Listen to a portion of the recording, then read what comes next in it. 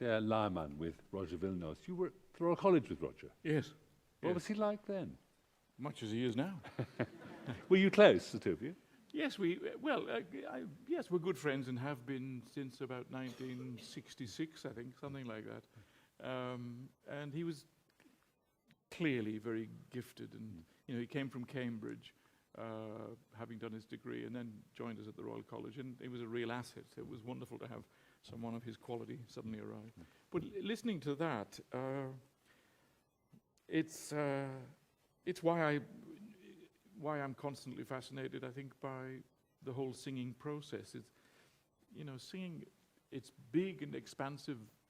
You've talked about Don Giovanni and Mendelssohn, we've done Eric Coates and what have you, and then this bare, terrifying piece as well. It's singing encompasses so much, and there's something as simple as that.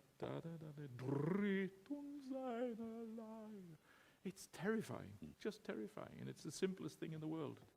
But you're also extraordinarily exposed in a song like that as a soloist, aren't you? Well, that's right. And you're on a you tightrope. hardly dare, you are, and you hardly dare touch it.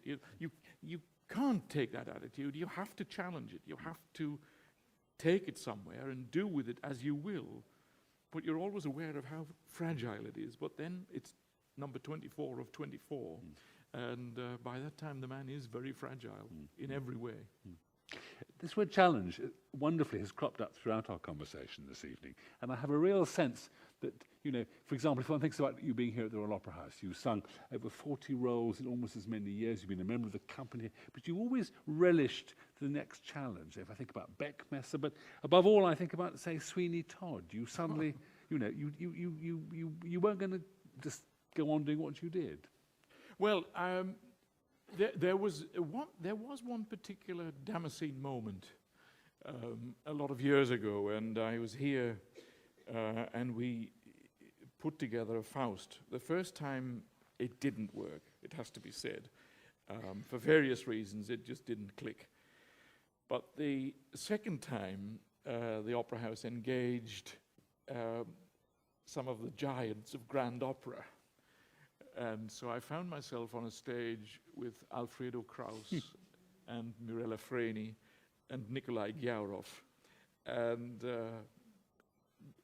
Mirella and Nikolai and I had, I think, just recorded Faust, or around about that time anyhow. And I spent some time in the wings when I wasn't singing, which is not something that many singers do.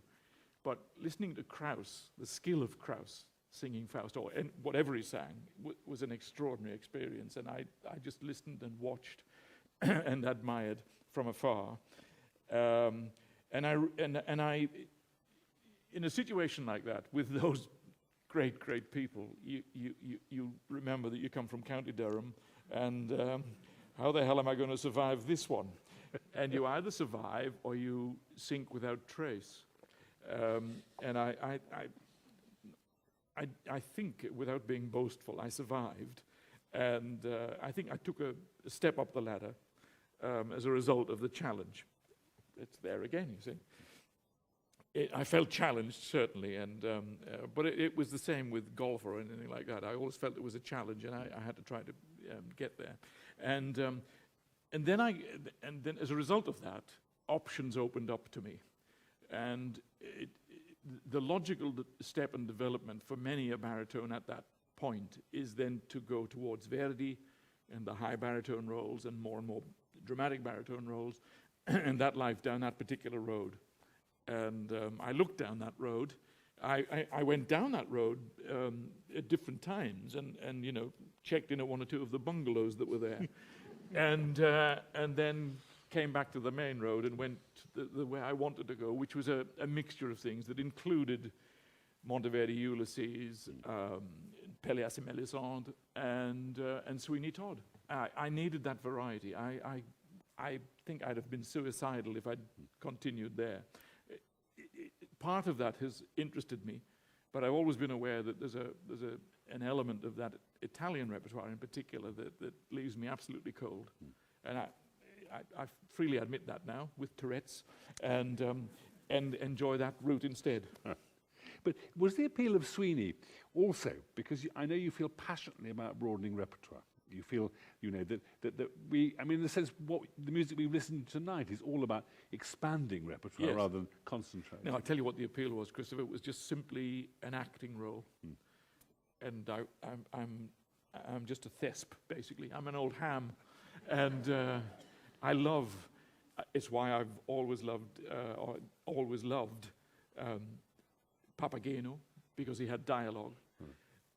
Why, you know, the recitative that is accompanied, nevertheless, you have space within that. I've looked down at Sawallisch conducting me in Don Giovanni at times, and he's been doing this. Get on with it. Get on with it. No, I'm being drama here.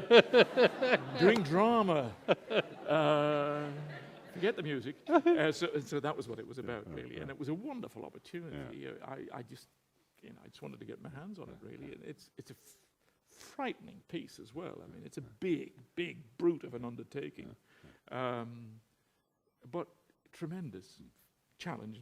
Oh God, I said it again. But tremendous fun. But you do feel, don't you, that the repertoire should be broad. We must try and be more Catholic, broader-minded about what we listen to. What we listen to, yes.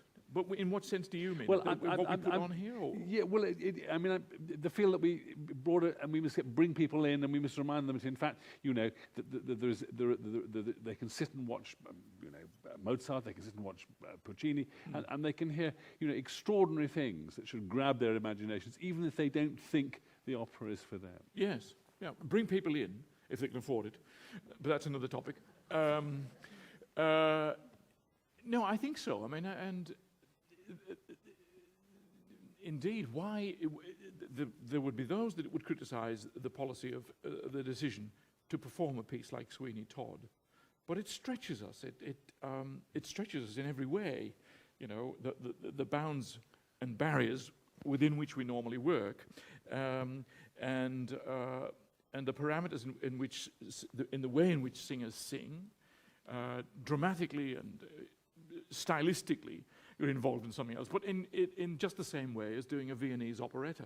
It's a wonderful discipline, or GNS for that matter, although I've had very little experience of that, but I've done many performances of The Merry Widow in particular, and Fledermaus even more, and I think what a young singer learns from that is tremendous, and I think to do them well, to do them really well, would be an asset to any company and a feather in anyone's cap.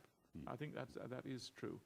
Where you draw the line, I don't know, but I certainly, you know, there are certain American musicals that could easily be performed. I mean, I think the requirements, when you look back to the original performances, for example, of Oklahoma or Carousel in particular, there were some great singers involved in these things.